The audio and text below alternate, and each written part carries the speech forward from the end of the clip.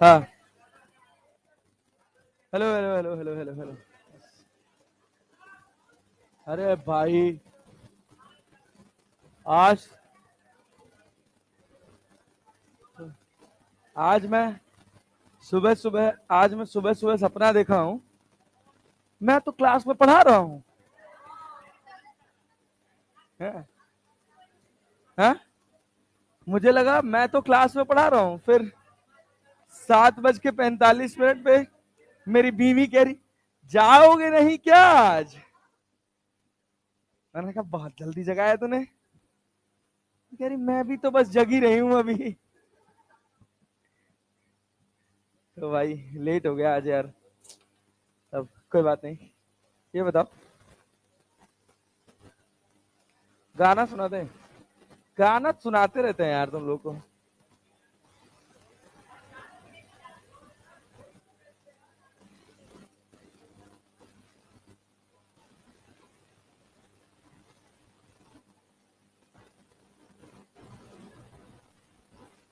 क्या हो गया था कल? थर्मल एक्सपेंशन चल रहा था। अरे क्या बोलते हैं, एक सवाल दिए थे करने के लिए, किए? कितना आया? हाँ, बहुत ज्यादा आ गया था।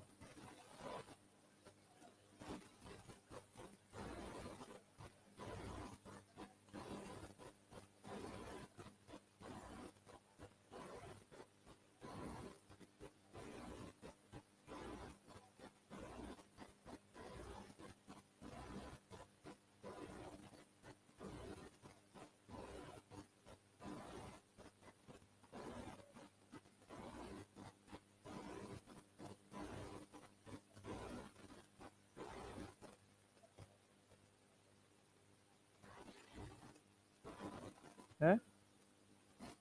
थर्मल 2 लगाना पड़ेगा, थर्मल 3 लगाना पड़ेगा यार।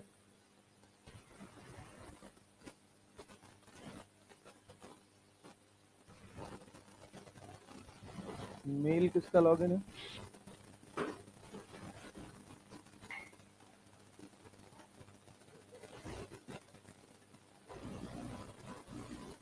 अश्वनी, अनामिका, नीरज।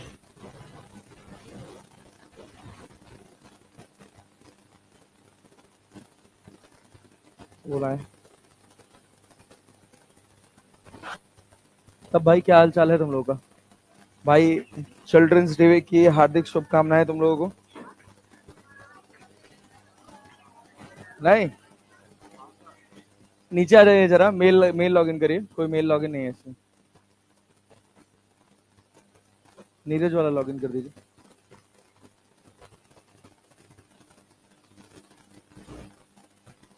अनामिका का भी नहीं लॉगिन है शायद। लेकिन अनामिका पे भेजा नहीं था मैंने। कल आपने भेजा तो बोला था नीरज को भेज दीजिए। चलिए रुको भेजता हूँ।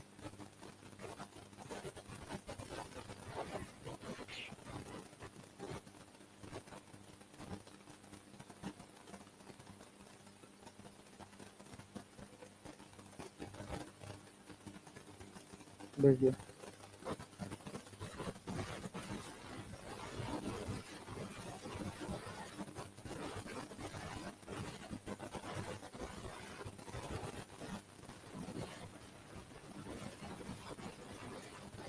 कल इंडिया जीती कि हारी यार? जीत गए। बस? कितना रन बनाई थी? शुरुआत में तो बहुत अच्छा खेल रहे थे यार। हाँ, 219 मारने के बाद 11 रन से जीते बस। हाँ, मार्को एंसन ने ज्यादा रन मारे क्या?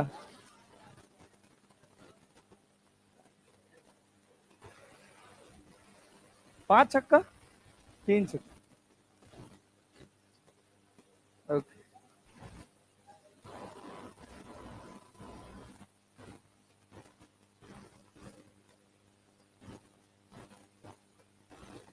हाँ भाई, सुनो।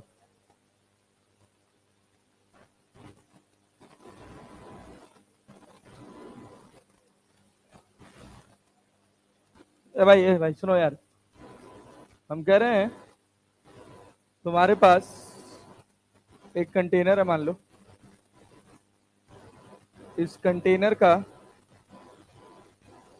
संतोष पागल ना है, क्या कह रहे हो? वाटर इक्विवेलेंट है मान लो 100 ग्राम, और यहां पर पानी है, वाटर है 200 ग्राम। हम कह रहे हैं इसमें तुम ऐड कर रहे हो स्टीम एट 120 डिग्री सेल्सियस। कितना? 100 ग्राम। अरे क्लियर है? आजा भाई आजा। तो comment on the final temperature and amount of water. तो क्या करोगे? वाटर इक्विवेलेंट अगर ना भी दिया हो, हमको इस मटेरियल की प्रॉपर्टी दी हुई हो, तो क्या वाटर इक्विवेलेंट निकाल सकते हैं? Mass of container into specific heat capacity of container divided by specific heat capacity of water. लिख सकते हैं ना? तो अभी हमको डायरेक्टली वाटर इक्विवेलेंट दे दिया, मतलब टोटल वाटर कितना है? 300 ग्राम। कितना ग्राम है? 300 ग्राम। तो मान लिया हमने कहा कि यहां पर हमारे पास 300 ग्राम पानी है, कितने डिग्री सेल्सियस पे? टेम्परेचर दे दिया 10 डिग्री सेल्सियस। तो 300 ग्राम पानी एट कितने डिग्री सेल्सियस? 10 degree Celsius. और यहाँ पे क्या है अपने पास? स्टीम। कितना? 100 gram steam at 100 gram steam at 120 degree Celsius. Clear है? अब सोचो, अगर हम तुमसे कहें कि कॉमन कुछ बनेगा तो क्या बन सकता है? कॉमन क्या बन सकता है? दोनों का मिक्सचर, स्टीम प्लस वाटर। तो क्या 100 डिग्री सेल्सियस ऑफ वाटर मान लें? 100 डिग्री सेल्सियस ऑफ वाटर। तो यहां से ये डायरेक्टली बन जाएगा Q बराबर कितना? ms delta T। अरे मास कितना है भाई साहब? 300। और S कितना है? 1। डेल्टा T कितना है? 10। 90। डेल्टा T कितना है? 90। तो कितना हो गया? 27 किलो कैलोरी। 27 kilo calorie. ये जब 100 से क्या डायरेक्टली बन पाएगा? बीच में एक इंटरमीडिएट भी आएगा, 100 डिग्री सेल्सियस ऑफ स्टीम। इसमें कितना हीट जाएगा? 1 किलो कैलोरी। क्या? ms delta T। अरे मास कितना है? 100। S कितना है? हाफ। और डेल्टा T कितना है? 20। तो क्या 1 किलो कैलोरी हो गया? और यहां क्या 54 किलो कैलोरी जाएगा? अरे जाएगा कि नहीं जाएगा? 54 किलो कैलोरी। टोटल आया तुम्हारे पास कितना? 54 1 55। दिया कितना? 27। 55 माइनस 27, 28 किलो कैलोरी बच गया क्या? अरे बच गया ना? अब 28 किलो कैलोरी अगर तुम इसको दोगे तो क्या इसका वाटर स्टीम में कन्वर्ट होगा? तो कितना? Q बराबर m इंटू एल। क्यू कितना है? 28 इंटू 10⁻³ मास का अपने को ज्ञान नहीं है। L कितना है? 540। तो m बराबर कितना आ जाएगा? m बराबर कितना आ जाएगा? 28120 डिवाइडेड बाई 54। अरे नहीं आया। m का मास बताओ कितना आया? मास ऑफ स्टीम बताओ कितना आया? अरे डिवाइड तो कर लो यार। 2800 डिवाइडेड बाई 54 करो। 2800 डिवाइडेड बाई 54। अच्छा, तुम लोगों को कॉम्बिनेशन ऑफ रेजिस्टेंस आता है क्या? Series combination, parallel combination. V equals to I R जानते हो? आगे का पूरा वही है। कितना जी? 51.8। ठीक है, जो भी आगे आ जाए 8 मान लो। इतना तुम्हारे पास ग्राम मास आ गया क्या? ये एक मास किसका है? स्टीम का है। कितना है? स्टीम का। तो वाटर कितना होगा? मास ऑफ वाटर लिखोगे तो 300 में से माइनस करोगे कि 400 में से? अरे 200 ग्राम पानी था, 100 ग्राम वाटर इक्विवेलेंट था। कंटेनर का फेस थोड़ी चेंज हो सकता है, बस किसका चेंज होगा? पानी का। तो MW लिखने के लिए हम क्या करेंगे? वाटर और स्टीम दोनों मिलके 300 ग्राम बने थे ना बाबू। तो 300 में से तुम कितना माइनस कर दोगे? 51.8। 10 में से 8 गया 2, 9। और फिर 9 में से 1 गया 8, और कितना? 9 में से 5 गया 4, 248.2 ग्राम पानी। अरे बात समझ गए कि नहीं? 248.2 ग्राम पानी होगा और 51.8 ग्राम क्या होगा, स्टीम। ये पूरा सटीक डेटा का क्वेश्चन, जिसमें किसी तरह का कोई ऊपर नीचे नहीं। क्लियर? ऐसे ही सवाल आएगा, आसानी से आराम से बन जाएगा।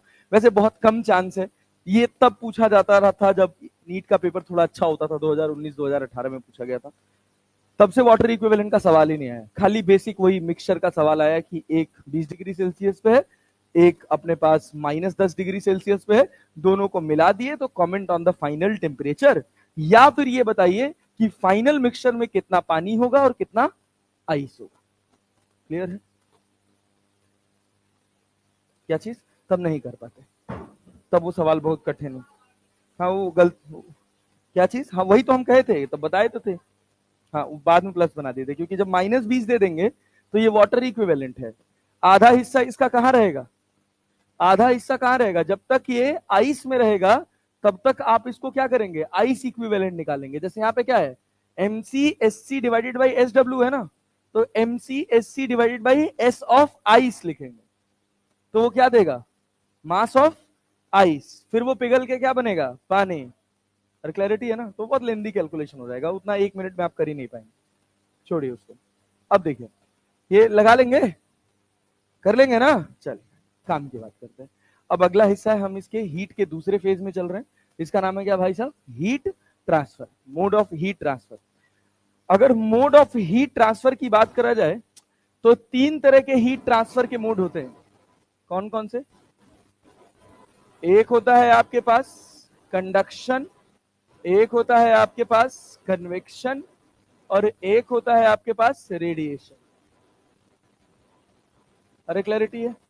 जिसमें से आपको मोटा मोटा पढ़ना है कंडक्शन और रेडिएशन। कन्वेक्शन का बस खाली डेफिनेशन पढ़ना है, इसके अलावा और कन्वेक्शन हमारे सिलेबस में कुछ नहीं है। अगर हम बात करते हैं कंडक्शन का, तो ये थोड़ा थोड़ा बताया भी था क्या मैं तुम लोगों को? नहीं?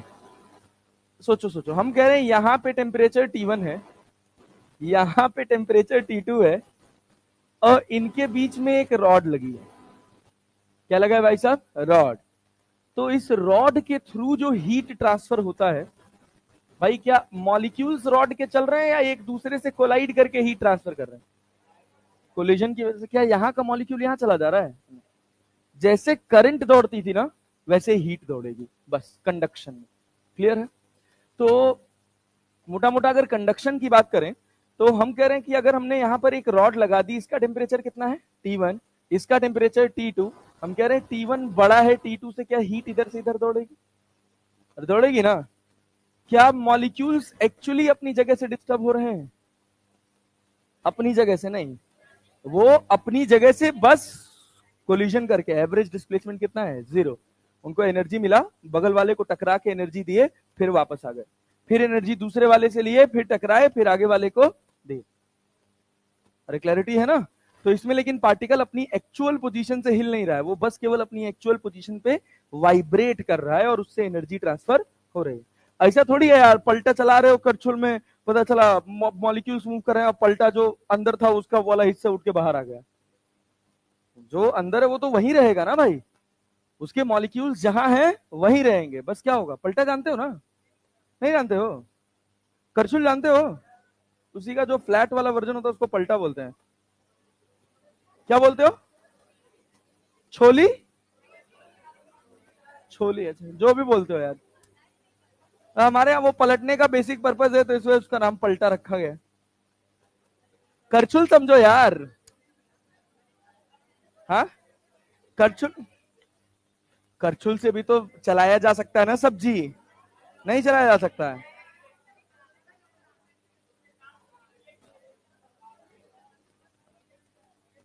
जो भी है सुनो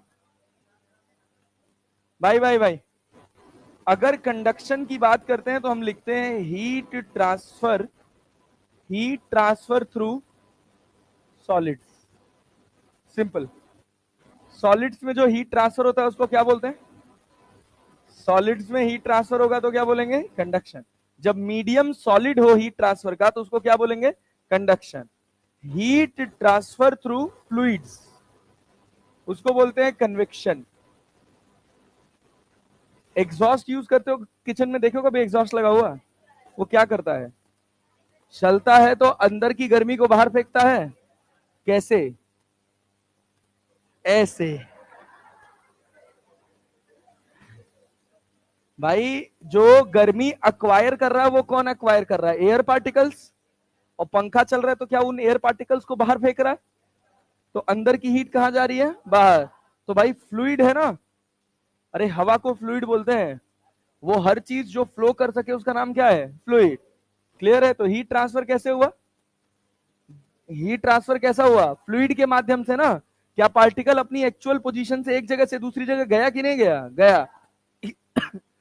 हीट लेके गया ना, तो उसको क्या बोलते हैं? कन्वेक्शन। क्या बोलते हैं? तवे को गर्म करके पानी के नीचे रख दो, क्या छनछनाहट होती है ना उसमें? होती है ना। अगाम कहा जाता था गर्म तवे पानी मत डालो, हम लोग को ऐसा कहा जाता था कभी, मतलब लड़कियों को भी कहा जाता था गर्म तवे पानी डालो शादी नहीं होगा तुम्हारा। तो मतलब ऐसे धारणाएं थी, उससे लोहा खराब हो जाता है। अगर आप, बढ़िया हो गया यार, मतलब जीवन यापन सही चल रहा है, कोई दिक्कत नहीं है। तो हाँ, सबके सितारे एक जैसे नहीं होते हैं। हाँ, चलो सुनो भाई। तो अब जैसे मान लो तुमने तवे को पलट के रख दिया, उसके ऊपर पानी डाल दिया, तो क्या पानी गर्म हुआ? तवे से हीट एक्सट्रैक्ट करी, कंडक्शन है कन्वेक्शन है? कन्वेक्शन। आंटे हीट किस में गई है? तवे से किस में गई है? पानी में ना। तो पानी के पार्टिकल्स रुके हुए हैं कि चल रहे हैं? चल रहे हैं ना नेता। तो वो क्या है? कन्वेक्शन। धरती मैया पर टेम्परेचर ठीक ठाक रहने का कारण कौन है? रेडिएशन, सन। अरे क्लियर है ना? हीट ट्रांसफर थ्रू वैक्यूम, इसको किसी चीज की जरूरत नहीं। वैक्यूम में अगर कोई हीट ट्रांसफर हो रहा है तो उसको हम क्या बोलते हैं? क्या बोलते हैं? रेडिएशन। सोचना, हम कह रहे हैं यहां पर ये, इधर अपने पास एयर पार्टिकल्स हैं, यहां पर क्या क्या हो रहा है? कंडक्शन, कन्वेक्शन, रेडिएशन, क्या क्या हो रहा है? सोचो, सॉलिड के थ्रू क्या हो रहा है? कंडक्शन। और इन एयर पार्टिकल्स के थ्रू, और रेडिएशन के लिए कोई रहे ना रहे कोई फर्क पड़ता? क्या रेडिएशन तो होगा ही। तो यहाँ पे तीनों हो रहा है, कन्वेक्शन, कंडक्शन और रेडिएशन। लेकिन सोचो अगर हम कह दें कि यहां पर टेम्परेचर T1 है, यहां पर टेम्परेचर T2 है, और बीच में खूब एयर पार्टिकल्स हैं, अब क्या क्या हो रहा है? कोई सॉलिड नहीं है, मतलब क्या हो रहा है? Convection plus radiation. अच्छा, अगर हम कहें यहाँ पर T1 है, यहाँ पर T2 है, और बीच में वैक्यूम है, क्या होगा? क्या होगा भाई साहब? रेडिएशन ना। यहाँ पे बस केवल रेडिएशन होगा, इसके अलावा और कुछ नहीं होगा।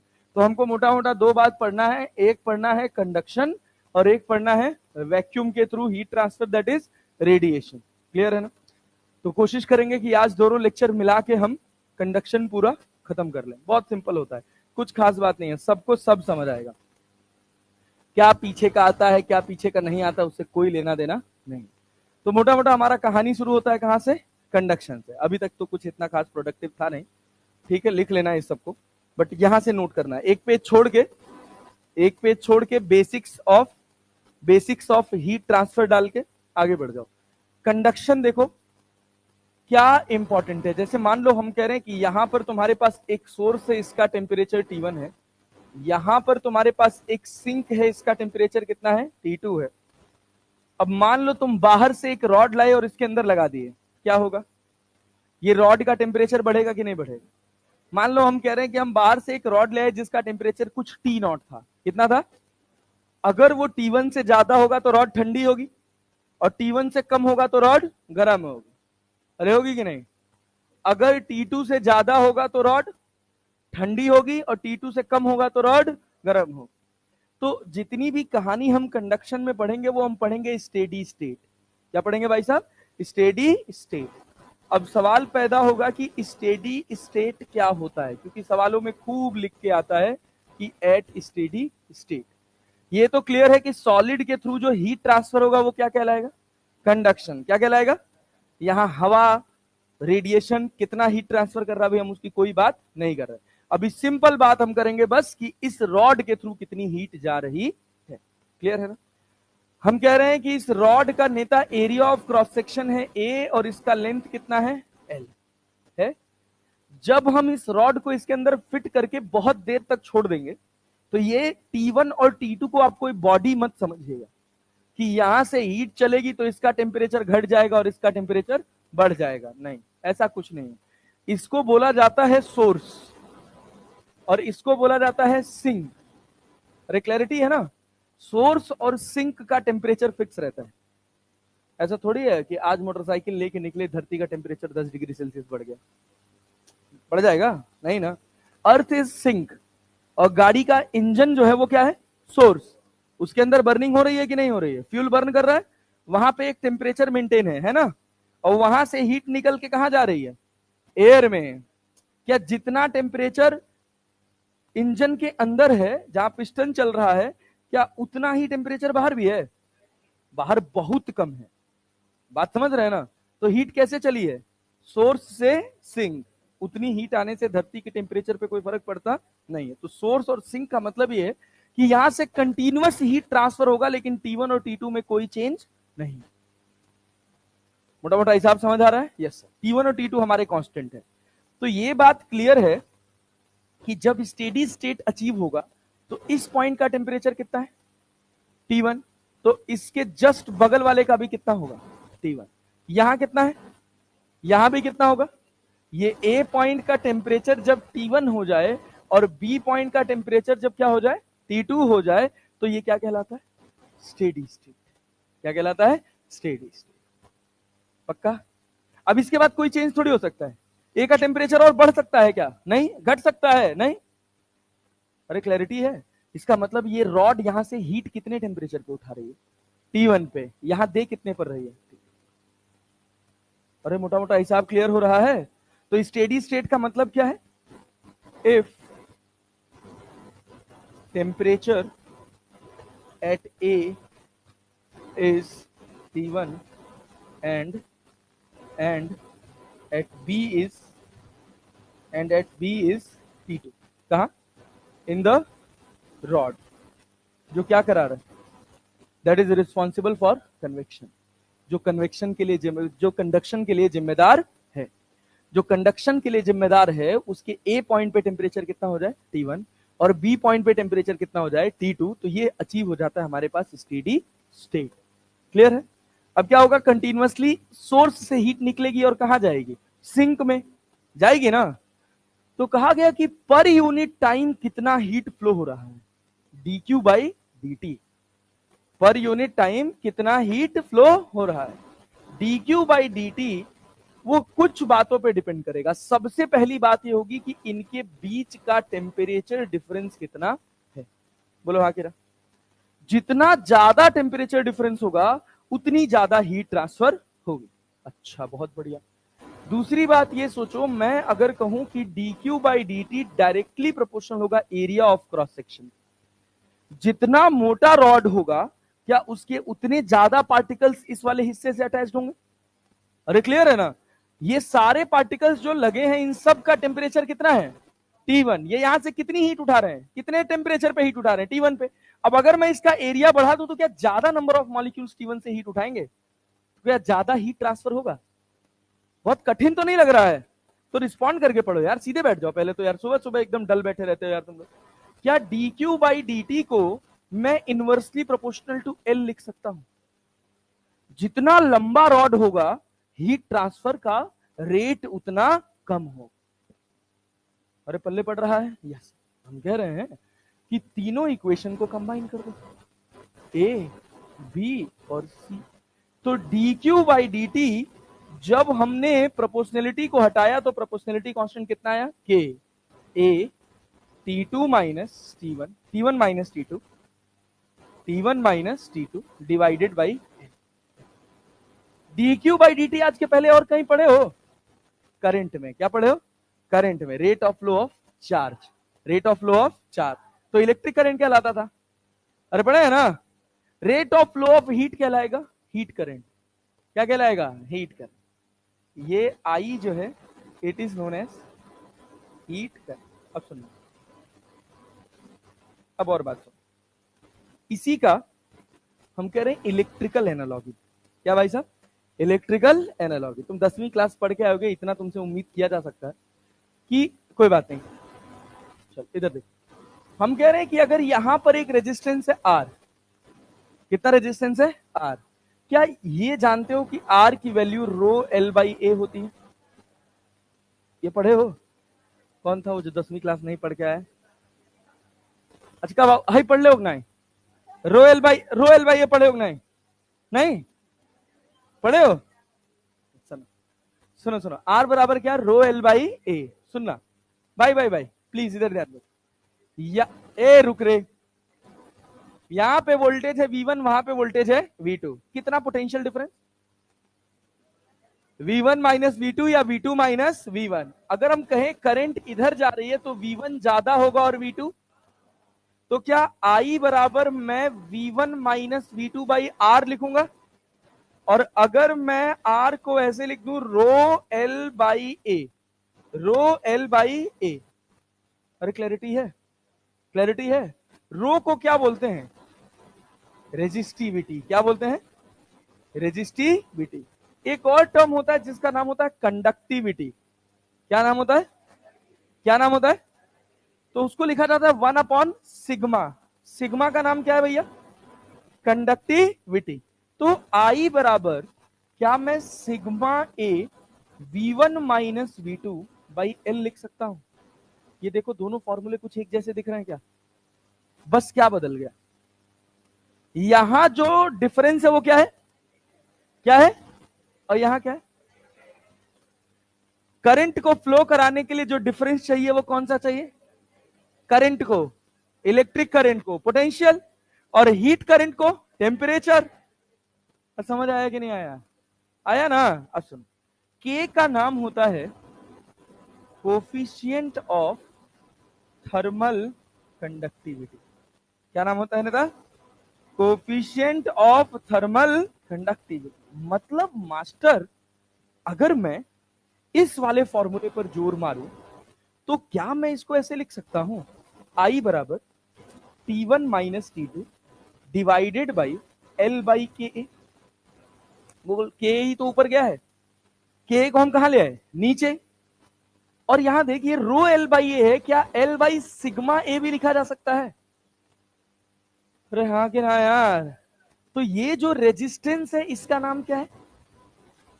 Electrical resistance. अरे है ना? तो इसका नाम हो जाएगा, क्या हो जाएगा? Thermal, thermal resistance. अरे समझ आया? समझ आया? नोट करो। चलो, ये इसकी इलेक्ट्रिकल एनालॉजी। पहले ये पूरा लिख लेना, साइड में ऐसे हल्की सी एक जगह छोड़ते चलना, एक लाइन खींच के इसको नोट करना, और यहां पर लिख लेना कि दिस इज इलेक्ट्रिकल एनालॉजी। बस electric current is replaced by heat current, potential difference is replaced by temperature difference. सब ऐसे ही है, एकदम सस्ती चीज है, एकदम 2 कौड़ी का हलवा। अभी सवाल बनाओगे तो तुम्हें मजा आएगा, बहुत आसान है। जय राम राम राम राम समरम भवतापय कांचनम। ए भाई साहब नेता सुनो, चाय वाय पिलाओ यार। हाँ लाए हो क्या चाय? हाँ गया क्या कोई लाने? अच्छा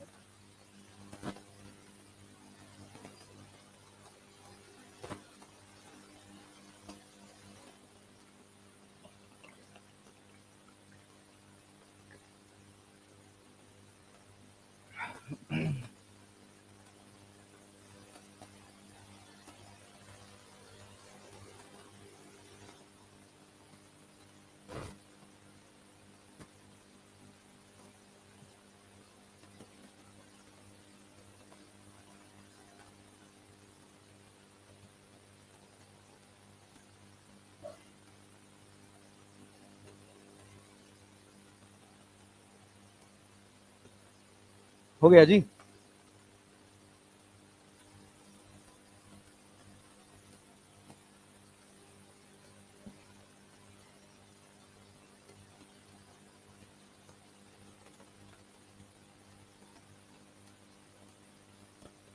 कोई डाउट वाउट हो तो पूछ सकते हो।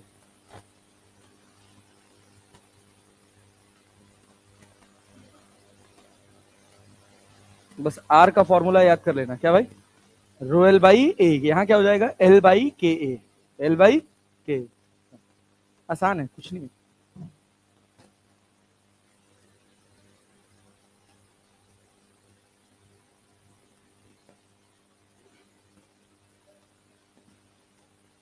क्या जी? हाँ, दोनों का सेम रहता है आर।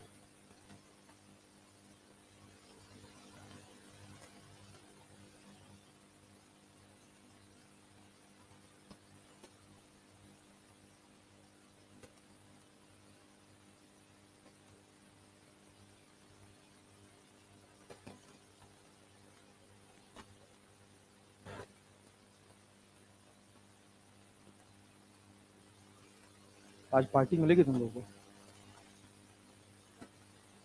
हाँ, 10 रुपए वाला पैकेट आया है। अरे केवल फ्रूटी नहीं रहेगा, 10 रुपए का उसके साथ एक समोसा भी मिलेगा। मतलब वेदांतु वालों, तुम लोग के खाने का भी खर्चा उठा लेना चाहिए था। Thank you.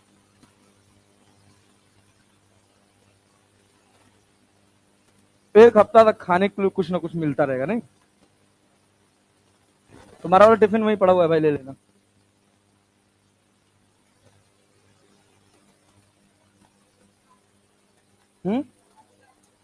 हम लोग को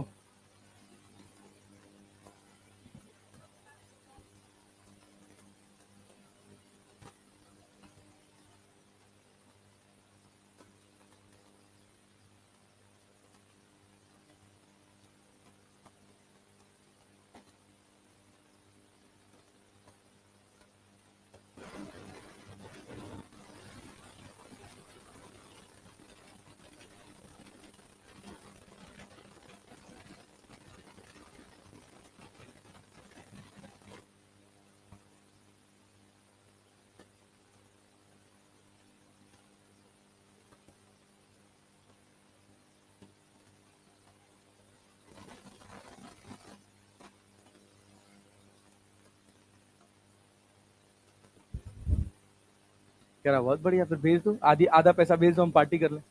Yes. कमा रहे हो, सरकारी नौकरी कर रहे हो तुम लोग।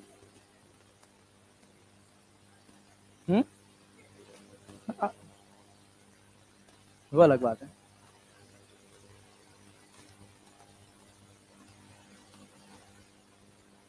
ये है कि कंपनी इतना सैलरी देती है कि बोनस वोनस का चिंता नहीं रहता।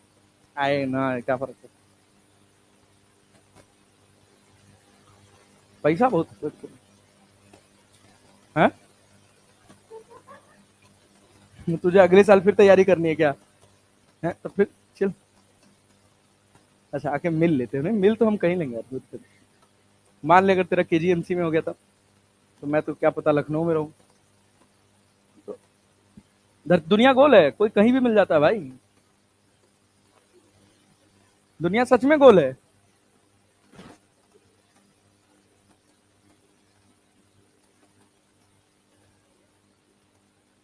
कई बार कुछ लोग ऐसे भी मिल जाते हैं गोल के चक्कर में, जिनको मिलना नहीं चाहिए। हाँ भाई, चले आगे बढ़े मित्र। आगे बढ़ रहे हो? नहीं, सुनो। देख भाई, देख भाई, देख, सुनो भाई।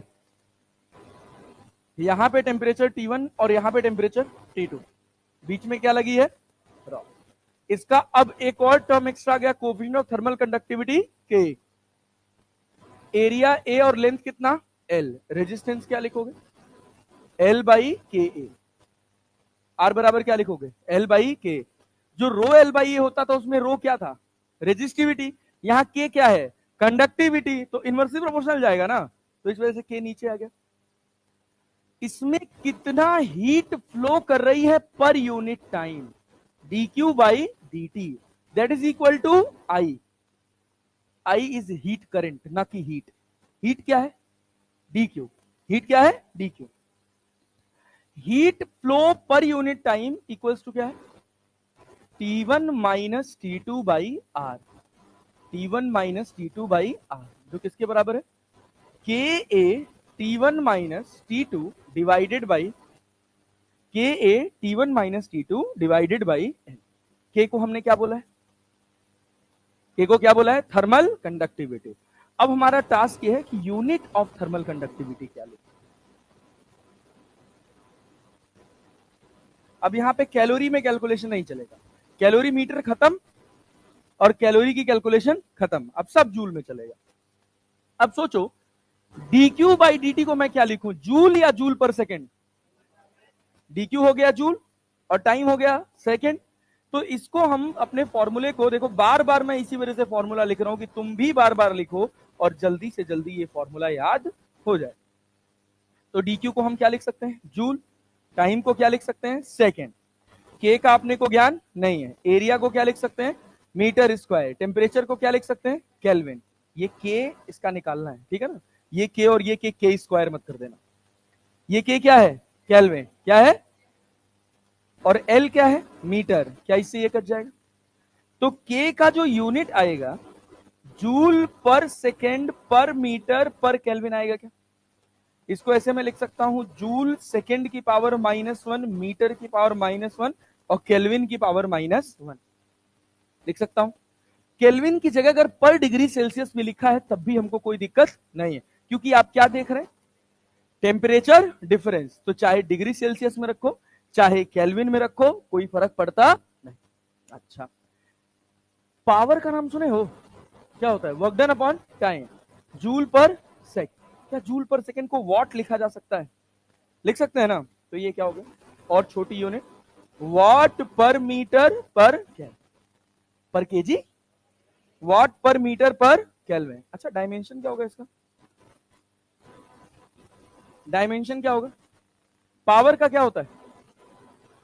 पावर का वर्क डन अपॉन टाइम ना, ml2t minus 3, ml2t minus 3। Metre का L, और उसके बाद टेम्परेचर का K। तो K की K -1, L -1, K -1। सॉल्व करो, क्या बना? ml t-4, t माइनस नहीं सॉरी t -3, t -3 K -1। अरे क्लैरिटी, नीट 2019 में यही सवाल पूछा गया था। The unit of thermal conductivity, कौन सा आंसर है? Watt per metre per kelvin. C will be the right answer. अरे क्लियर हो गया? अरे कठिन लग रहा है क्या? नहीं, पक्का? सुनना ध्यान से, ये बताओ, क्या हम फिर से वही फॉर्मूला क्या पढ़े थे? आई बराबर D Q by D T, और क्या पढ़े थे? के ए T1 minus T2 divided by, क्या ये T1 minus T2 by are है? अरे है कि नहीं है? पक्का ना जी? यस। अच्छा सोचो, D Q by D T हमको ये दे रखा है, हमने सोचा कुछ खुरापात करते हैं क्या? अब सुनना ध्यान से, अगर हम कहें कि ये तुम्हारे पास रॉड है, इसका टेम्परेचर कितना है? T1। सॉरी, एक सोर्स है, इसका टेम्परेचर है T1। यहां पर एक सिंक है, इसका टेम्परेचर है T2। सुनते जाना, बहुत सिंपल है, कुछ खास बात नहीं। स्टेडी स्टेट पे यहां पे टेम्परेचर कितना है? यहां पे टेम्परेचर कितना है? क्या मैं रेंडमली कहीं एक्स पे जाके टेम्परेचर लिख सकता हूं?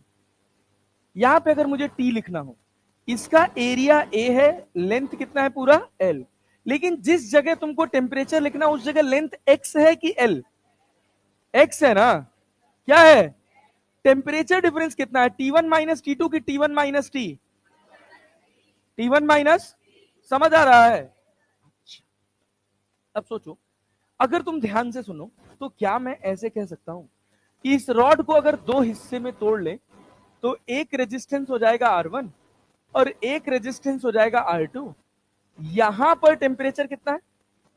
यहां पर कितना है? यहां पर कितना है? समझ आ रहा है? आ रहा है?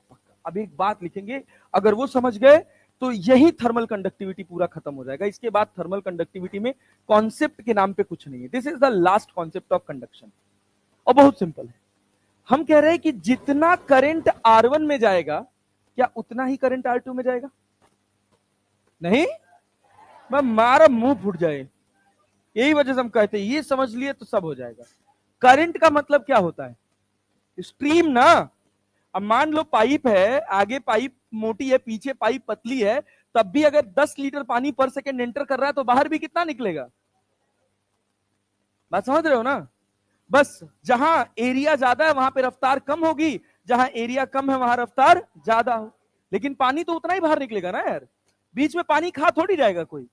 तो सेम वही करंट के साथ, पैरेलल में करंट अलग होती है और सीरीज में करंट सेम। अब मान लो दो पाइप हम लगा दिए एक दूसरे के पैरेलल, एक का एरिया ज्यादा है, एक का एरिया कम है, क्या दोनों बराबर पानी बहेगा? लेकिन अगर दोनों सीरीज में जुड़े हैं तो सेम पानी बहेगा ना, वही तो करंट है। और आई बराबर क्या V/R होता है? होता है ना। इस रेजिस्टेंस और इस रेजिस्टेंस के बीच का, मतलब इस रेजिस्टेंस के बीच का पोटेंशियल डिफरेंस कितना है? T1 minus T. क्या मैं ऐसे लिख सकता हूं T1 minus T by R1 बराबर आई? अरे बोलो बोलो बोलो बोलो, आई लिख सकता हूं ना। लेकिन एक और बात लिखूंगा जो ज्यादा इंपॉर्टेंट है, वो क्या है कि क्या हम ऐसे लिख सकते हैं T1 minus T2 upon R1 plus R2? नहीं आया? अरे आया।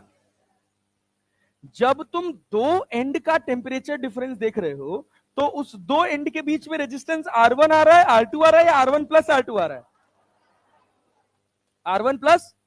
बस खत्म, बात हो गया, यही कॉन्सेप्ट था। अब सोचो ये लेंथ कितना है x, ये पूरा लेंथ कितना है?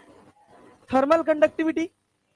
अगर हम यहां पर लिखें एक बात कि I बराबर T1 minus T, T1 minus T divided by R। अगर R को हम लिखे तो क्या लिखेंगे? x बाई के इंटू ए, एक्स बाई के इंटू। नहीं आया? नहीं आया? और अगर यही हम ऐसे भी लिखें T1 minus T2 divided by x की जगह क्या हो जाएगा? क्या हो जाएगा? L बाई के ए। समझ पाए? जितनी कठिनाई थी पूरे हिस्से में, पूरे थर्मल कंडक्शन में, वो बस यही है। अब सोचो तो क्या ही होगा चैप्टर। क्या के ए से के ए कट जाएगा? के ए से के ए कट जाए। अच्छा, तुम्हारे दिमाग में ये भी ख्याल आ सकता है कि क्या मास्टर अपन ऐसे नहीं लिख सकते हैं T1 T minus T2 divided by R2? बिल्कुल लिख सकते हो, बिल्कुल लिख सकते हो। लेकिन सोचो जब तुम R2 लिखोगे तो यहां क्या आएगा? L की L माइनस एक्स, यहां भी x आएगा और यहां भी, यहां L माइनस एक्स आएगा और यहां क्या आएगा? x। तो अब तुम सोचो ना, यहां भी अब जो फॉर्मूला बनेगा उसमें हमारे पास यहां भी x होगा और यहां भी x होगा, फिर क्रॉस मल्टीप्लाई करना पड़ेगा, फिर x को एक तरफ करना पड़ेगा, तो कठिन होगा ना। यहां क्या हो गया? एक ही x आया है, इसी का वैल्यू निकालना है, खट से भी काम बन जाएगा। अरे क्लियर है? तो हम क्या के से के काट दिए, क्या बचा? T1 minus T into L बराबर T1 minus T2 into x.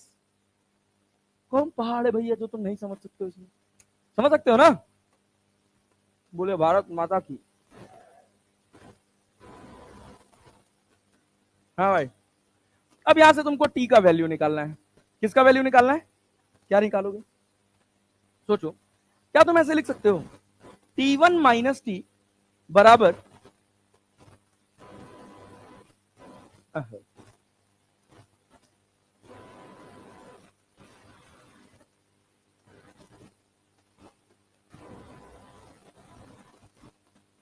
देखो क्या लिखोगे? T1 माइनस टी बराबर एक्स बाई एल इंटू क्या? T1 माइनस टी लिख सकते हैं। अच्छा, अगर हम t का वैल्यू निकालें तो minus T1 minus T2 by L into x plus T1 लिख सकते हैं। देखो देखो देखो देखो देखो देखो देखो देखो, अरे लिख सकते हैं। अबे कुछ नहीं किए भैया, इस वाले हिस्से को उठा के इधर ले आए हैं तो क्या माइनस हो जाएगा, और ये T1 तो ये, और T को इधर लेके गए तो क्या हो गया? प्लस। तो T बराबर T1 minus T2 by L, और पहले क्या लगा है माइनस प्लस T लगा है। अब हम कह रहे हैं, क्या कह रहे हैं कि ये तुम्हारे पास y एक्सिस है और ये तुम्हारे पास x एक्सिस है, x पे x मानो और y पे टेम्परेचर मानो, x पे x मानो और y पे टेम्परेचर। x का वैल्यू कहां से शुरू हो रहा है, x बराबर 0, कहां तक जा रहा है L तक, और जा रहा है ना। x का वैल्यू 0 है तो यहां टेम्परेचर कितना है, यहां रख के देखो मिल रहा है क्या, x की जगह 0 डालोगे तो t बराबर क्या मिलेगा, क्या मिलेगा T1। अच्छा बहुत बढ़िया।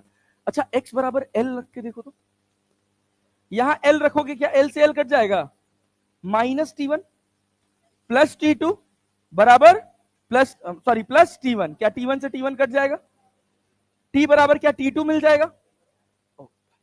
मतलब जब x बराबर L हुआ तो टेम्परेचर T2 हो गया। कौन ज्यादा था, T1 की T2, T1 ज्यादा था ना, तभी तो T2 को नीचे मार्क किए हैं। अब देखो भैया, अब देखो ये तुम्हारे पास ये सिचुएशन है, इन दोनों को जोड़ने वाली लाइन क्या सीधी लाइन होगी, क्यों, क्योंकि ये क्या है y, ये क्या है m, और ये क्या है c, y बराबर mx प्लस c, और ये तुम्हारा स्लोप पॉजिटिव है कि नेगेटिव, पॉजिटिव कि नेगेटिव। तो tan थीटा बराबर कितना, tan थीटा बराबर कितना minus T1 minus T2 by L। लेकिन जब हम यहाँ पे थीटा ऑलरेडी हमको दिख रहा है कि हम यहाँ पे नेगेटिव दिखाए हैं, तो यहाँ नेगेटिव साइन लगाने का कोई मतलब नहीं। अरे क्लैरिटी है ना। तो यहाँ पे जब हम थीटा निकालेंगे, स्लोप लिखेंगे, अगर हमसे कोई पूछा स्लोप क्या होगा तो हम लिखेंगे minus T1 minus T2 by L। लेकिन अगर हमको कोई थीटा पूछेगा तो हम ऑलरेडी मान चुके हैं कि हमारा थीटा क्लॉकवाइज चल रहा है, मतलब हमारा स्लोप नेगेटिव है। बात समझ रहे हैं ना। तो tan थीटा बराबर क्या, T1 minus T2 by L। Clarity एकदम साफ सुथरा, सब समझ आया, कोई दिक्कत कोई परेशानी लग रही हो तो पूछ सकते हैं, फटाक से नोट करिए। चलिए शुरू हो जाइए। पीछे भी है क्या, कहा, यही तो, ये तो लिखे ही थे, नहीं लिखे थे क्या ये, लिख जल्दी लिख।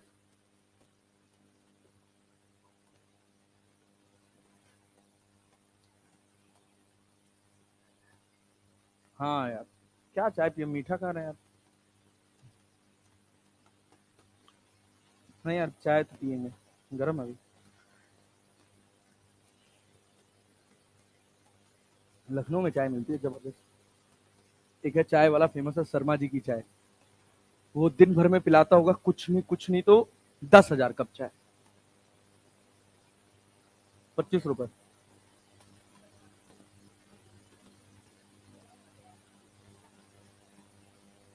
और चाय से बहुत ज्यादा रेवेन्यू नहीं है, रेवेन्यू उसके साथ जो बाई प्रोडक्ट है उसके साथ है।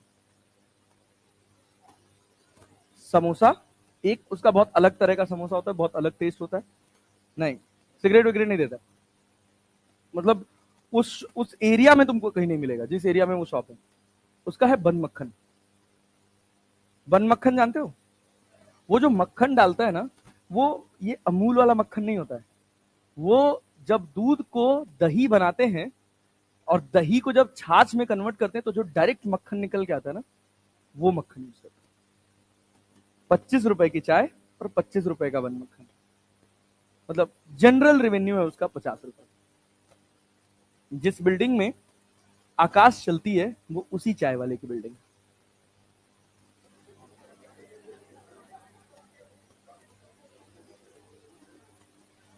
अरे भाई रेड पड़ी थी तो कुल्हड़ गिना जा रहा था।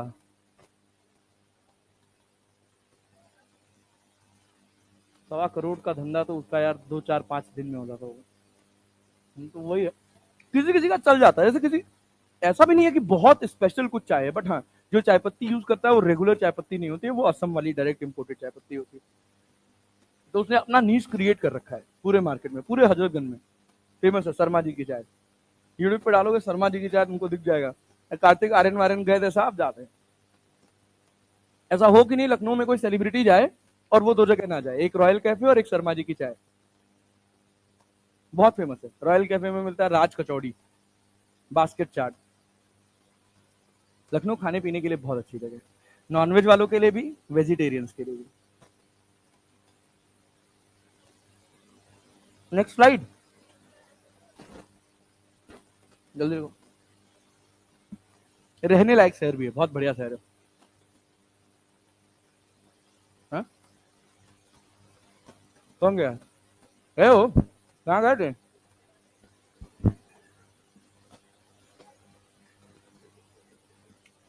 हाँ, वो भी सोचो किस्मत।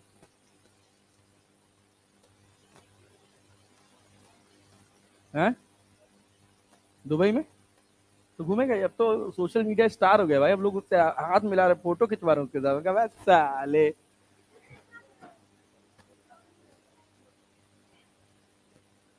हाँ, कैरी मिनाटी ने रोज सच्चा किया था उसको। हाँ, उसके वाले कौन सा झा है उसके पूरब झा वाले चैनल पे।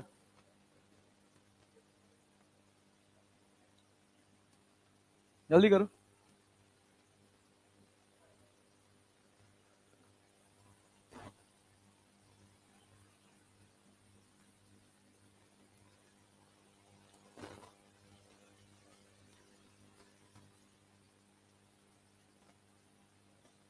आगे बढ़े।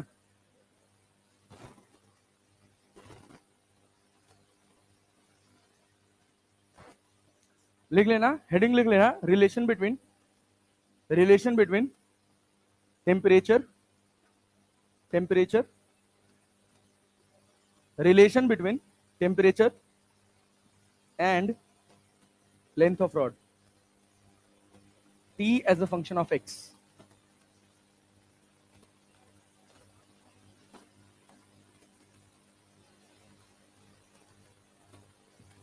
Temperature as a function of x. T equals to fx. x क्या मिला? T बराबर क्या? -T1 - T2/L into x plus T1। कैसे आया समझ आया? फट से नोट करो, याद नहीं करना है सब। ये मत सोचना कि ये सब हम रटने बैठ जाएंगे, कुछ नहीं, हमको बस ये याद रहना चाहिए और सब हम कर लेंगे।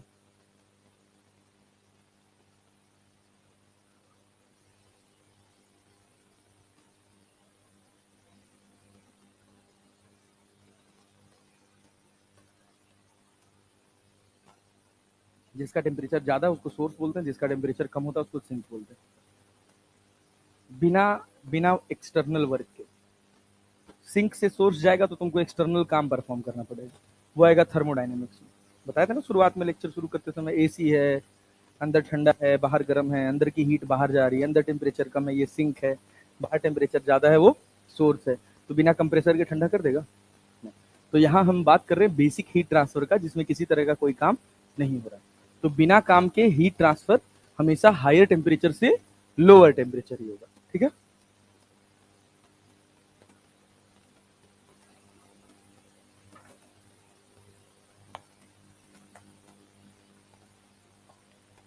दिल धोखा धड़कन सोचना था।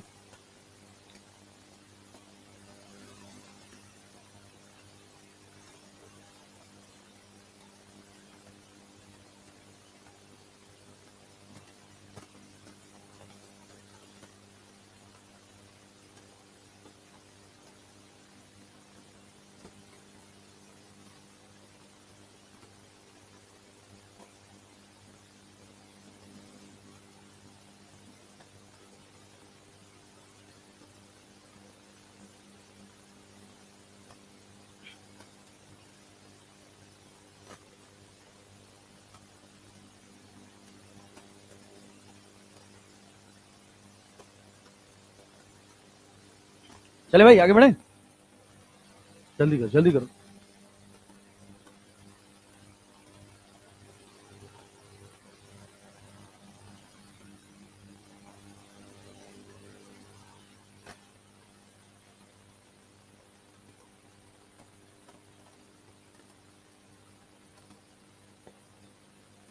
ये सब इतना गुब्बारा चिपकाया कौन और कब चिपका? ये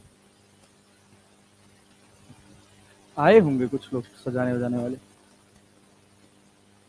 कोई तो आया था ना, वेदांतों का सीईओ।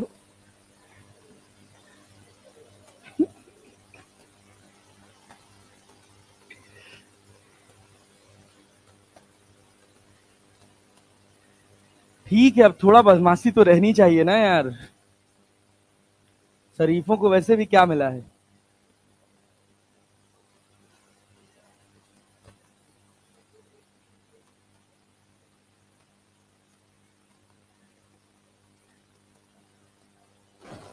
देखो, तुम्हारी बदमाशी, तुम्हारी बदतमीजी, तुम्हारा जो कुछ भी है सब, देखो जीवन में क्या ना, इक्विलिब्रियम मेंटेन करने के लिए सब जरूरी है। मान लो कोई तुमको गरिया रहा है, तुम चुपचाप सुन के चले जाओ तो तुम बेकार ही हो।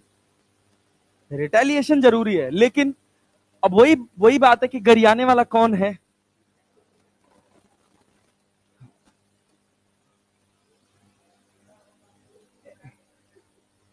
मान लो पिताजी गरिया रहे, उल्टे दे दिए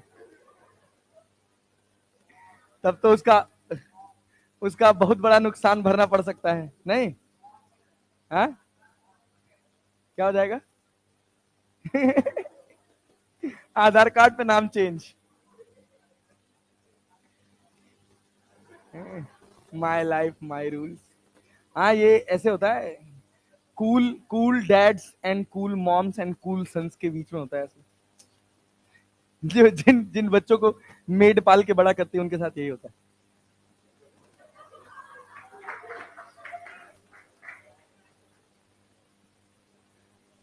हाँ, ऑब्वियस सी बात है यार। अब पता चला माँ बाप दोनों लोग काम कर रहे हैं सुबह से लेकर शाम तक, बच्चे को मेड पाल रही है, और फिर बड़ा हुआ तो कुछ समझेगा ही नहीं। चला, अभी वो कुछ कर भी नहीं पाएंगे मोह में। तो गरिया तो नहीं हो ना तुम लोग अपने घर वालों को? नहीं लड़े हो कभी? नहीं, मम्मी से भी नहीं लड़े हो? उनसे हो जाती है। चप्पल जूता उड़ के आ जाता ना, अरे भाई। हाँ, ठीक है फिर तो।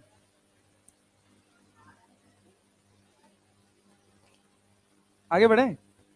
अरे बहुत बढ़िया, गुड। हाय हाय। तुम लोग मुझे पतला मत होने दो, हो भी नहीं पाऊंगा मुझे लगता है। मैं सोचा आई क्विट।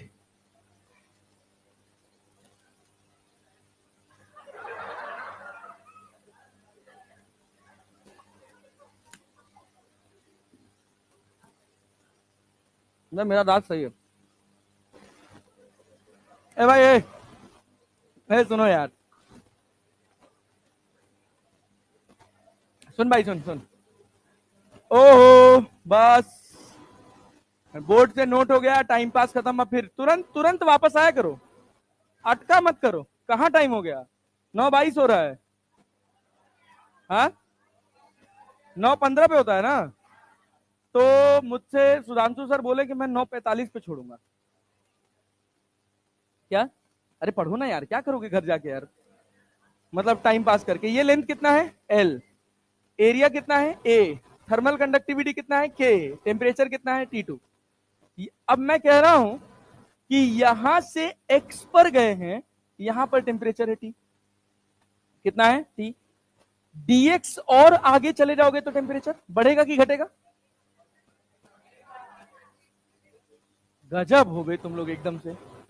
तो भाई, यहां पर टेम्परेचर T, तो यहां पे temperature T minus D T. भाई जैसे जैसे आगे बढ़ रहे हो टेम्परेचर घट रहा है ना। ये लेंथ कितना है? dx। कितना लेंथ है? अब इतने से हिस्से के लिए हीट करंट लिख सकते हो। आई बराबर क्या है? D Q by D T. D Q by D T. और ये किसके बराबर है? बोलो भाई। टी माइनस डी टी लिखे। T minus D T minus T लिखोगे, टी से टी कट जाएगा। टेम्परेचर डिफरेंस कितना है? Minus D T. Minus D T. और रेजिस्टेंस कितना? रेजिस्टेंस कितना, इस हिस्से का रेजिस्टेंस कितना? dx अपॉन के ए। नहीं आया? अरे कठिन है क्या? एक ही चीज तो बार बार कर रहे हैं यार। तो D Q by D T बराबर कितना? माइनस के A D T by D. तो क्या, अगर तुम दिक्कत ना मानो तो आई बराबर क्या? D Q by D T. और क्या आई मेरा कांस्टेंट है? अरे है कि नहीं है? अरे है ना, आई इज कांस्टेंट। और आई किसके बराबर है? अगर अपने को आई निकालना हो तो क्या लिख सकते हैं, T1 माइनस T2 और यहां पर L बाई के ए लिख सकते हैं कि नहीं, मतलब मेरा आई कांस्टेंट है। यहां से मैं dt बाई डी एक्स लिखूंगा तो क्या लिखूंगा, dt by D x minus of I by के इंटू ए। ये तुमको कई बार देखने को मिल सकता है, इसका नाम होता है टेम्परेचर ग्रेडियंट। जब भी नीचे dx आ जाए मतलब वो क्या बन गया, ग्रेडियंट। वेलोसिटी के नीचे आ जाए वेलोसिटी ग्रेडियंट, डेंसिटी के नीचे आ जाए डेंसिटी ग्रेडियंट, एनर्जी के नीचे आ जाए एनर्जी ग्रेडियंट। क्या कठिन है इसमें बताओ, कुछ टफ लग रहा है, कुछ बहुत भारी भरकम लग रहा है, जो ना समझ आ रहा है तो बता दो।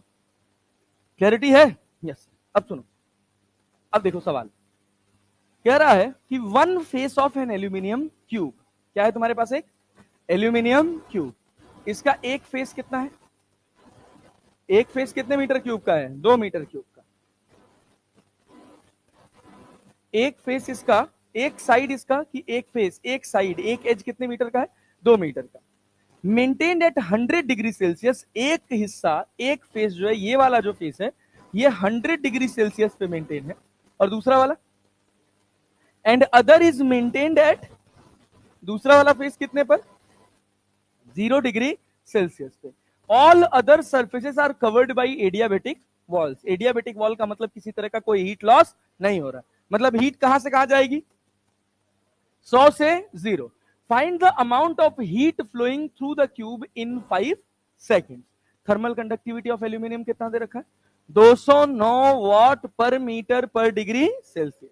क्या तुम सीधे हीट करंट लिखोगे I, that is equal to D Q by D T. ये किसके बराबर है, किसके बराबर, K A T one minus T two by L. Formula याद हो जाएगा। अरे के का वैल्यू कितना आने था, 209, एरिया कितना 4, एरिया कितना 4, टेम्परेचर डिफरेंस 100, एल कितना, एल कितना 2, डी क्यू निकालना है क्या, तो डी क्यू को हम क्या लिख लें, क्यू। कितनी देर में निकालना है, तो टाइम की जगह क्या रख दोगे, 5 रख दोगे, 2 दूना 4, तो क्यू बराबर 209 गुणे 2 गुणे 100 बराबर कितना, 418,0 क्या, इंटू 5 भी ना, तो 5 कौन मल्टीप्लाई करेगा,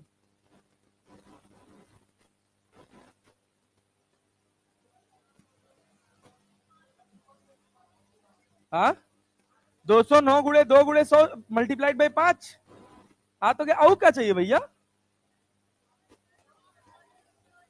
हाँ 209 इंटू 10 की पावर 3, 2 पांचे 10, यहाँ 5 लिख दें, ये कह रहे हो, हाँ तो कितना हो गया, 5 शून्य शून्य, अरे 5 से मल्टीप्लाई करो इसमें, 5 बटे 40, 5 चक्का में 5 4 9, 5 को,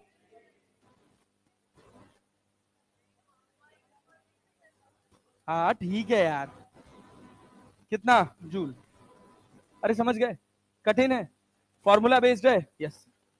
और देखो, देखो पढ़ो पढ़ो पढ़ो पढ़ो, the coefficient of thermal conductivity of two different material is 5:3। क्या क्या दिया, ये क्या है, थर्मल कंडक्टिविटी का मतलब क्या, K1 बाई K2 बराबर कितना, 5/3, और क्या, if the thermal resistance of rods of same area of those material is same, मतलब दो चीजें सेम हो गई क्या, एक एरिया ऑफ क्रॉस सेक्शन और दूसरा रेजिस्टेंस, सेम हो गया ना। तुमसे किसका रेशियो पूछा है, तो रेजिस्टेंस का फॉर्मूला जानते हो क्या बे, R equals to L by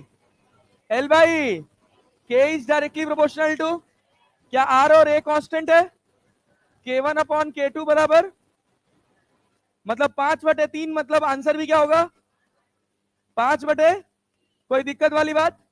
सोच अगर मैं कहता कि दोनों का लेंथ बराबर है, दोनों का रेडियस अलग अलग है, क्या रेडियस का भी रिलेशन लिख सकते हो, लिख सकते हो, लिख सकते हो ना, तो क्या हो जाएगा, K is directly proportional to है कि inversely proportional to, if area is different, if, अबे तो जबरदस्ती, इफ एरिया इज डिफरेंट, क्या हम डायमीटर का रेशियो निकाल सकते हैं, रेशियो ऑफ डायमीटर क्या लिखोगे भैया? अरे भाई area is inversely proportional to K है कि नहीं है? तो A1 अपॉन A2 बराबर कितना? K2 upon K1। एरिया का रेशियो पूछा कि डायमीटर का? क्या एरिया जो डायमीटर स्क्वायर के प्रोपोर्शनल होता है? तो D1 square upon D2 square बराबर K2 अपॉन K1। तो कितना हो जाता? D1 अपॉन D2 कितना हो जाता जी? √3/5।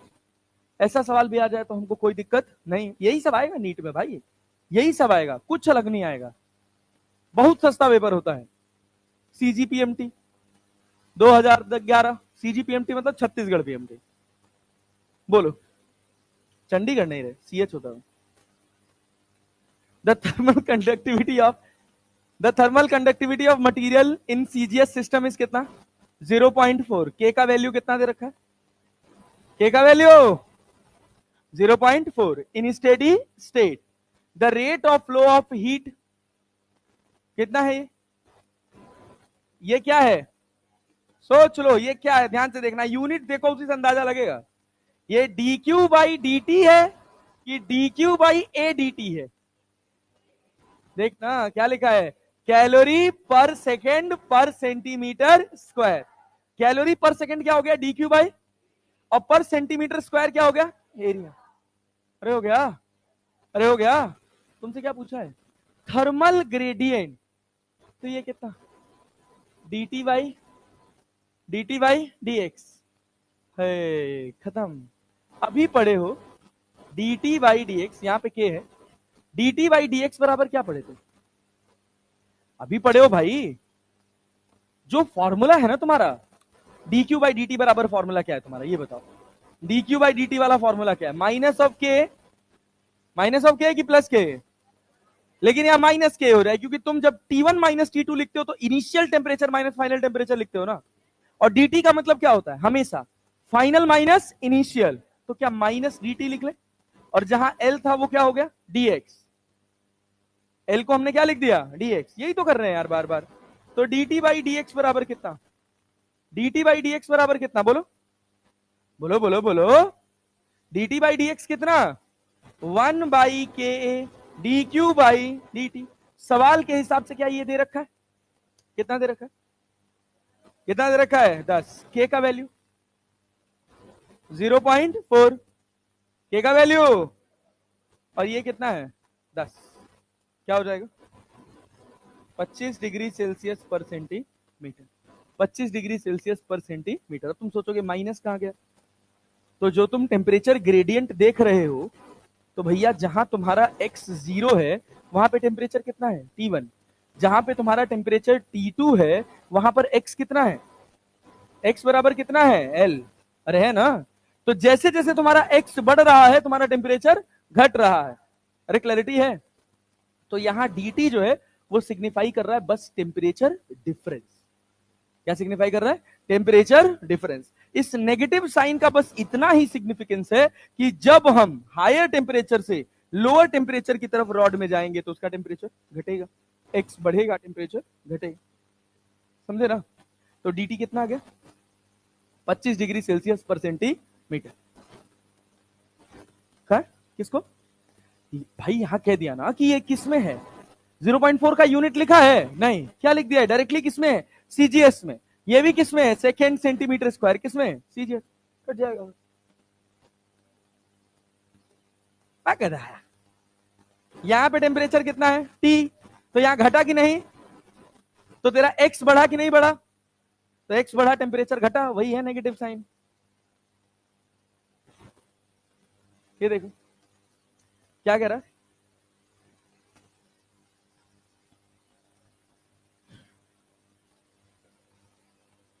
अभी इसमें टाइम लगेगा। अभी इसमें टाइम लगेगा। अगला वाला बनाओ, ये बनाओ, ये बनाओ। The temperature of hot and cold end of 20 gram long rod in thermal steady state is 100 degree Celsius है। मतलब एक रॉड है जिसका सोर्स टेम्परेचर कितना है? सोर्स टेम्परेचर 100 डिग्री सेल्सियस और सिंक टेम्परेचर 20 डिग्री। क्या पूछा है तुमसे? Temperature at the centre of the rod. क्या मिड पॉइंट पे टेम्परेचर पूछा है? क्या यहाँ पे टी मान लें? अरे मान लेना। अब याद करो, किया था ना। क्या करोगे इसको? बोलो बोलो बोलो, जो बोलो वो लिख दूं मैं। क्या 100 माइनस टी बाई एल की एल बाई 2, एल बाई, ये भी के है और ये भी कितना है? के है। इसका भी एरिया कितना है? ए। इसका भी एरिया कितना है? ए। तो अगर समझे तो क्या एल बाई 2 के ए लिखेंगे? लिखेंगे। ऐसे लिख लिया करो, कोई दिक्कत नहीं है। 2-4 सेकंड एक्स्ट्रा लग जाएगा, लग जाने तो कम से कम 4 नंबर सॉलिड आएगा। अरे बात समझे ना? और यहां क्या हो जाएगा? 100 माइनस टी लिखे कि 100 माइनस 20 लिखे? जब पूरा केस सेम है तो 2 बार टी दोनों तरफ ले आने का कोई मतलब, तो क्या 100 माइनस 20 लिख लेंगे डिवाइडेड बाई एल बाई 2 की एल बाई के ए। कटा गया क्या? 2 ऊपर गया तो 200 माइनस 2t बराबर कितना? कितना होने था? 80 ना। तो 2t बराबर 120, t बराबर डिग्री सेल्सियस। कठिन है क्या? किसी भी जगह पूछता, क्या किसी भी जगह निकाल देते?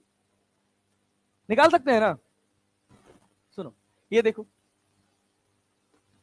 देखो समझना, कर पाओगे खुद से। पढ़ो सवाल क्या पूछा है। क्या सबका के दिया है? सबका के दिया है, तुमसे क्या पूछा है? हाँ,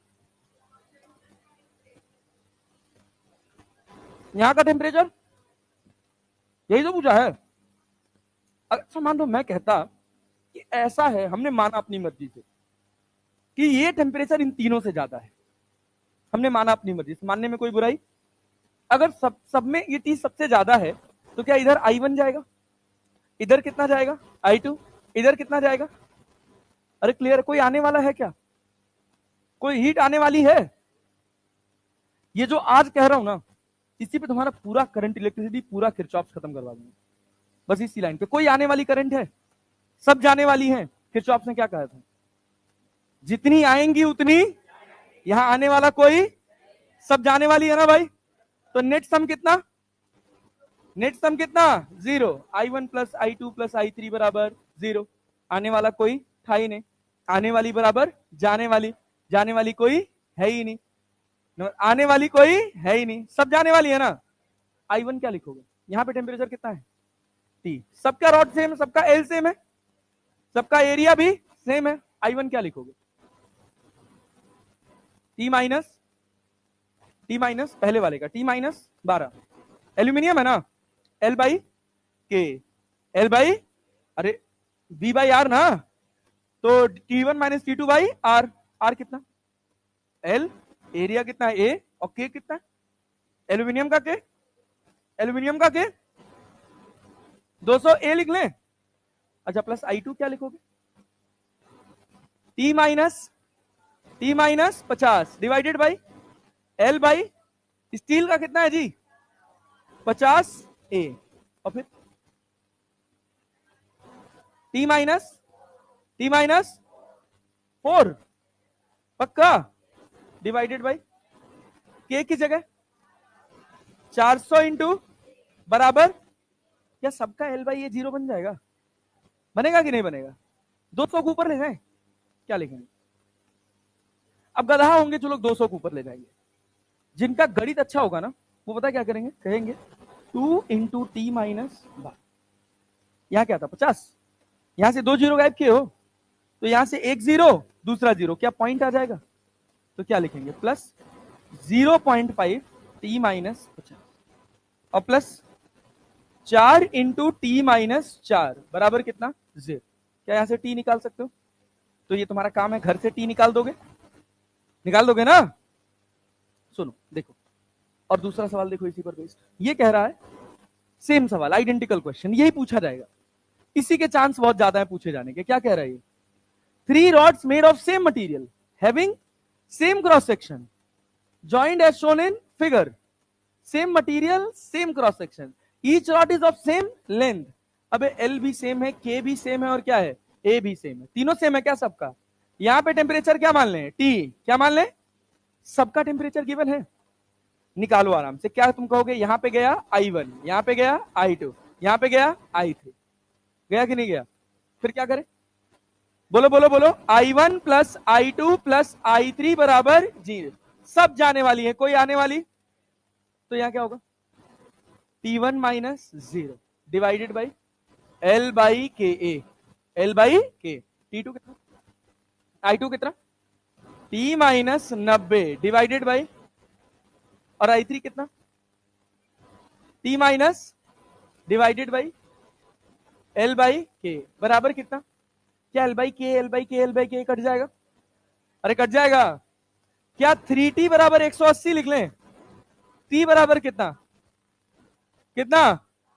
60 डिग्री सेल्सियस। अब पता है इसी का मतलब एक कॉन्सेप्ट बन जाता है, ट्रिक बन जाता है, फॉर्मूला बन जाता है। क्या कि अगर अगर सारी रॉड्स आइडेंटिकल है, सारी रॉड्स कैसी है, तो सर जो फाइनल टेम्परेचर होगा वो T1 plus T2 plus T3 by 3 के होगा। एवरेज 4 रॉड होती तो T1 plus T2 plus T3 plus T4 by 4। अरे क्लियर है? देखो 90 90 डिवाइडेड बाई 3, 3 टेम्परेचर है ना, 90 90 0 डिवाइडेड बाई 3 कितना आ गया? 60। कितना आ गया? 60। तो हम इस कैलकुलेशन से बच जाते हैं। लेकिन हमको ये आनी चाहिए भैया, इसके भरोसे कुछ नहीं होगा। एक का के कह दिया, दूसरे का 2K कह दिया, लेकिन नाचते रहना मौत से आराम से।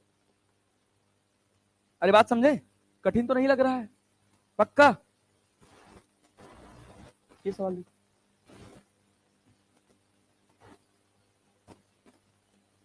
सोचो, बहुत बढ़िया सवाल है, बहुत बढ़िया सवाल है। पढ़ो, कर पाओगे, पढ़ो।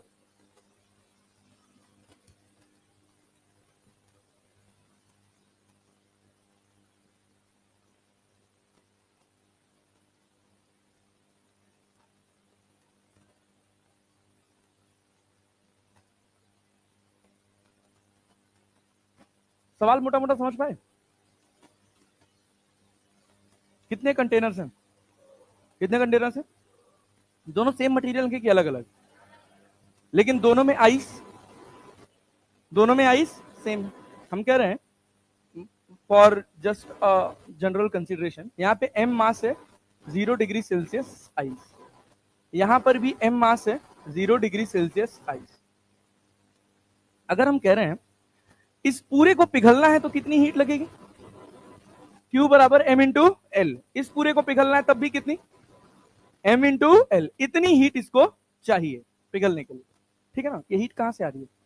बाहर से, इसी वॉल के थ्रू जा रही। अगर इस वॉल की कंडक्टिविटी ज्यादा है तो यही हीट इसमें पहुंचने में कम समय लेगी, और अगर इसकी थर्मल कंडक्टिविटी खराब है, मतलब कम है, तो क्या यही हीट यहां पहुंचने में ज्यादा समय लेगी? तो दोनों में dq बाई dt अलग अलग होगा। नहीं आ रहा है? आ रहा है ना? लेकिन पूरे आइस को पिघलने में Q दोनों में सेम। Q same. क्या कह रहा? They are filled with equal quantity of ice. जितना आइस यहां है उतना ही आइस यहां है। If the ice melts completely in 10 and 25 minutes respectively, then compare the coefficient of thermal conductivity of the material. तो dq by dt का formula क्या जानते हो तुम?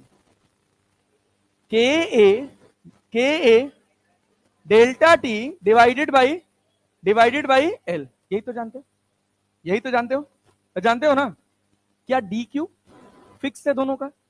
यहां भी अपने को पूरी आइस पिघलानी है, यहां भी अपने को पूरी आइस पिघलानी है, यहां भी ml चाहिए और यहां भी ml चाहिए। अरे गेम समझ आ रहा है? Area of cross section same, delta T same, L same, जहां से भी हीट आ रही है वो सब सेम है। तो क्या के किसके प्रोपोर्शनल है? टी के की इनवर्सली प्रोपोर्शनल है। तो K1 अपॉन K2 बराबर T2 अपॉन, जिसका के ज्यादा उसको उसको उसमें हीट ट्रांसफर का रेट ज्यादा होगा ना, वहां हीट पहुंच, आप मुंह फूट जाए, ध्यान से सुन क्या बोल रहे हैं। जिसका के ज्यादा होगा वहां पे हीट ट्रांसफर जल्दी जल्दी होगा। तो भैया अगर हम कह रहे हैं कि इसका K1 है और इसका कितना है K2, और K1 बड़ा है K2 से, कहां आइस जल्दी पिघलेगी? K1 में ना। क्या यहां कम समय में हीट जाएगी ना? तो K is inversely proportional to time. अरे यार, तो क्या लिखेगा भाई? 25/10 मतलब 5/2। क्या टाइम पास, 5/2। सोच, अब अंग्रेजी पढ़ेगा तो लगेगा अरे भाई कितना भौकाली सवाल है। 90% लोग सवाल इस वजह से नहीं कर पाते कि समझ ही नहीं पाते करें क्या। पॉइंट है ना, समझने के लिए करना क्या आपने, ज्यादा से ज्यादा सवाल पढ़ पढ़ के बनाने हैं। अगर तुम ऐसा सवाल ढूंढ रहे हो कि बस मैं वैल्यू देखूं और फॉर्मूले में रखूं और मेरा आंसर आ जाए, मैं गारंटी बता रहा हूं किसी की औकात नहीं कि तुम्हारा सिलेक्शन करा दे। समझ लो, बीडीएस भी मिल जाए वो भी बड़ी बात है, बीएएमएस बीएचएमएस वो भी नहीं मिलेगा, उसके लिए भी 500 पार जाना पड़ेगा। तो इस वजह से सवाल की अंग्रेजी को समझने की कोशिश करिए, फिजिक्स को जोड़ना सीखिए। एक राउंड आपकी फिजिक्स और उठेगी अगर आप बांध ले गए तब, जब 11वीं क्लास खत्म होगा और 2 वन शॉट कराऊंगा 8-8 घंटे का, जिसमें एक में पूरा मैकेनिक्स पूरा फर्स्ट पार्ट और एक में पूरा सेकंड पार्ट। अगर अपना सब दुख दर्द किनारे करके वो 8-8 घंटा बैठ के मेरे साथ पेन चला लिए, पूरा मैकेनिक्स एक जगह इकट्ठा हो जाए, पूरा मैकेनिक्स एक जगह इकट्ठा हो जाएगा। लेकिन यही है कि उसका फायदा तब मिलेगा जब मुंह उठा के नहीं आओगे। चलो भाई वन शॉट, बैठेंगे 2 घंटा, फिर उसके बाद गायब हो जाएंगे, कुछ नहीं होगा। हाँ, यहीं से पढ़ेंगे, यहीं से बैठ के पढ़ना है, और क्या, घर से थोड़ी, सामने बैठ के पढ़ना है, सामने बैठ के पढ़ना। वो तो बस ऐसे ही थोड़ा सा सब्सक्राइबर आ जाएगा, थोड़ा पॉपुलैरिटी बढ़ जाएगा तो उसके लिए है। अब मान लो चलती क्लास में कुछ ग्लिच हो गया तो क्या करोगे, तो बैठ के इंतजार करो, फिर तो मैं तो पढ़ाऊंगा ही 8 घंटा, ठीक है ना। वो तो बस कहते हैं ना complementary outcome, that's it only. हाँ चलो भाई, ये हो गई अपने पास कहानी। अब इसके बाद ये सवाल देखो, ये क्या कह रहा, 2 plates of equal area are placed in contact with each other. क्या पूछना है आपने, हाँ बहुत बढ़िया सवाल है, बहुत बढ़िया सवाल, पढ़ो, मजा आएगा ये सवाल करके। छोड़ो, अगली वाली क्लास में करेंगे, ठीक है ना। ब्रेक ले लो तुम लोग, समझ आ रहा है ना।